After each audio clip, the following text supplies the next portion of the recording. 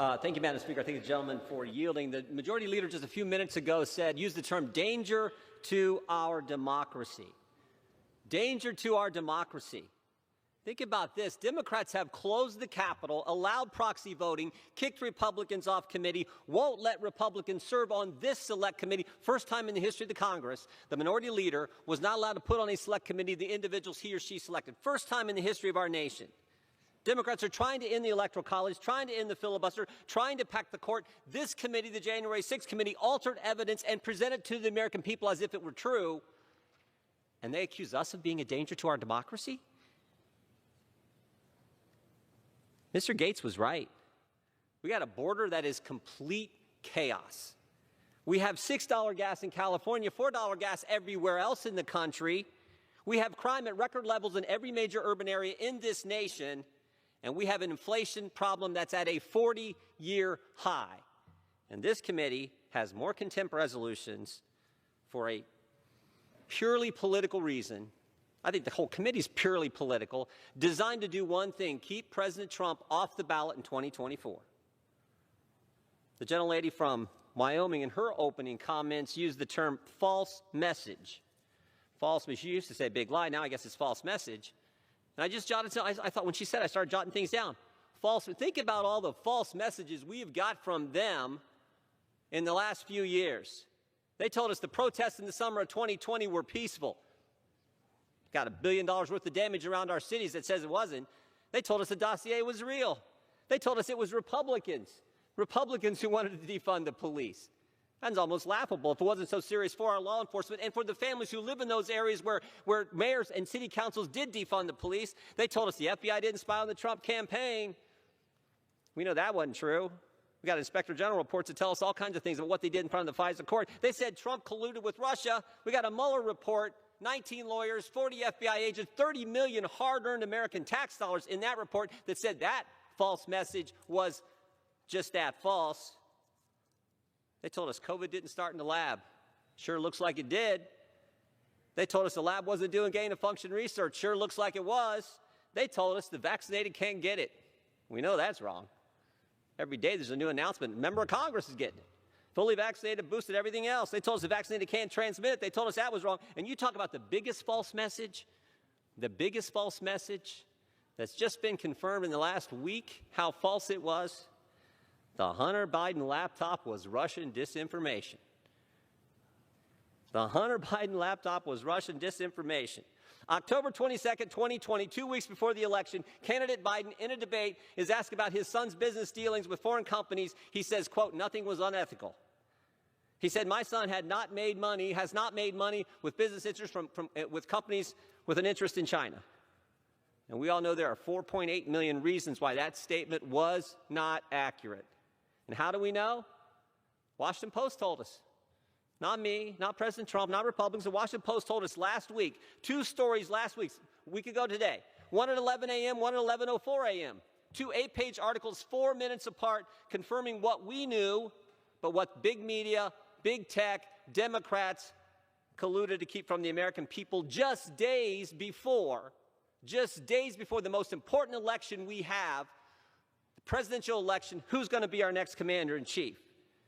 The laptop was real. The eyewitness was real. The emails were real. The only thing fake was that collusion from those individuals, those entities, to keep important information from we the people in the run-up to the most important election we have. And oh, by the way, they were joined by 51 former intel officials, joined in the collusion.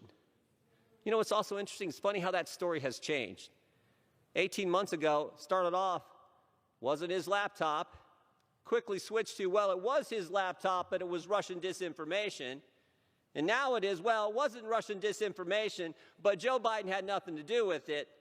Now it was, well, Joe knew what was going on, but he wasn't really involved in anything wrong. Ron Klain told us that. Chief of Staff told us that Sunday. We need to be focused on the issues that the American people want us to focus on. If you want to talk about danger to our democracy and the biggest false message, I would say what happened, one of the biggest dangers to our democracy and one of the biggest false messages is what happened 18 months ago, where that story was kept from the American people.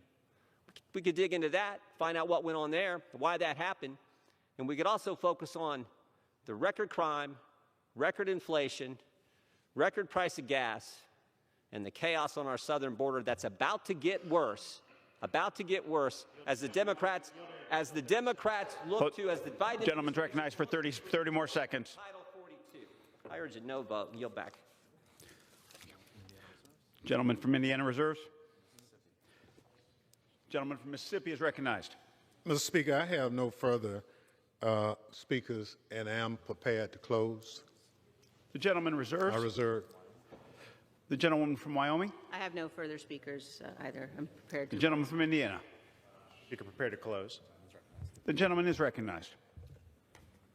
Thank you. Mr. Speaker, it might feel really good today for my opponents on the other side of the aisle. It might feel really good in the vindictive sort of way to vote to put their political opponents behind bars. That might feel really good for my opponents across the aisle, but I guarantee you the history will not look back kindly on those actions in the years to come. I guarantee it.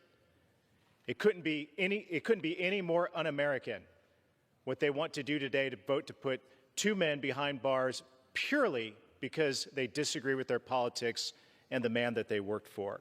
I can't think of a bigger reason for my opponents to vote no on such an un-American resolution. I urge all of my colleagues to vote no and do the same.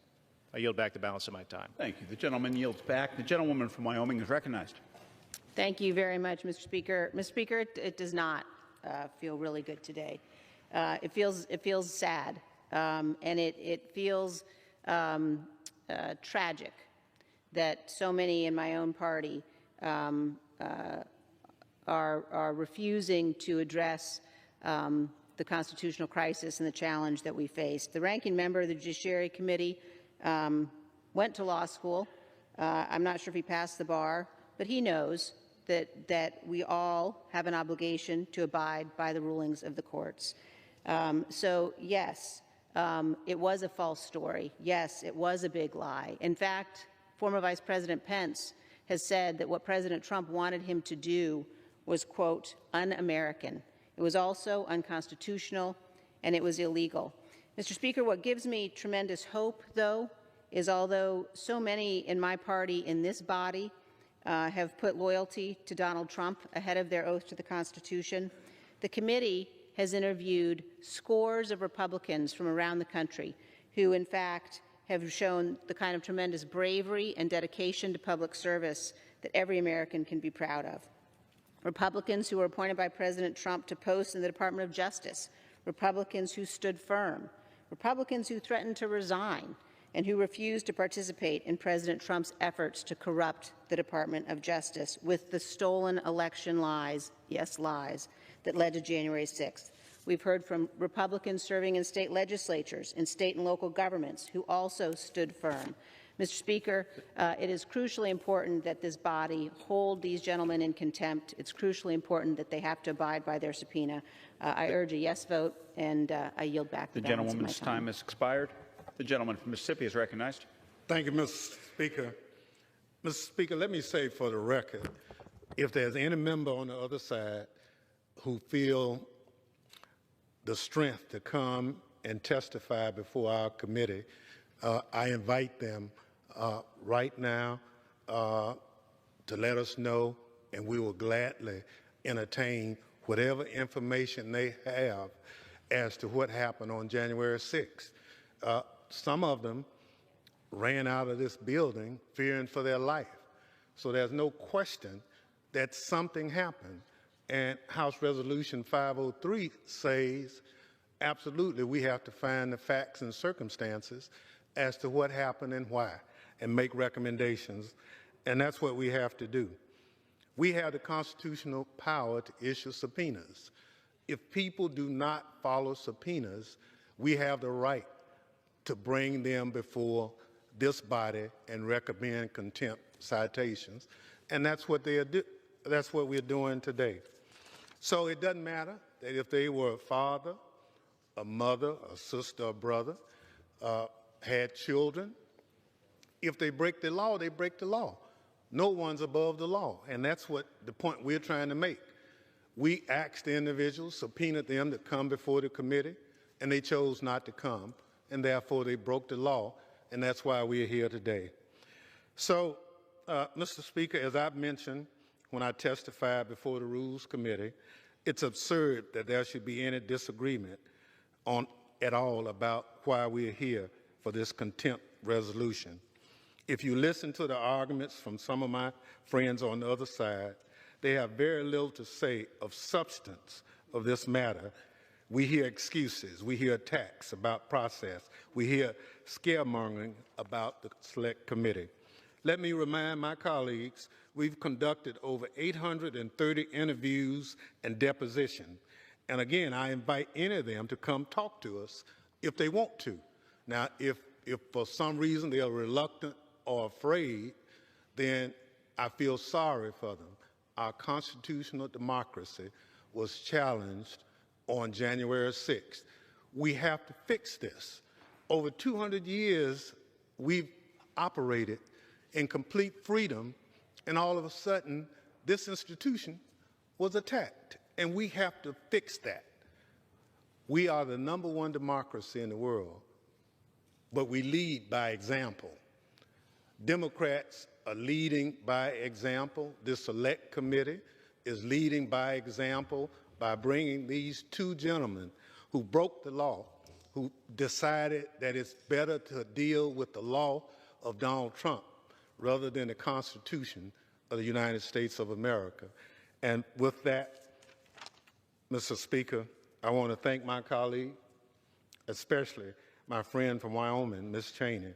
I urge every member to support adoption of this resolution.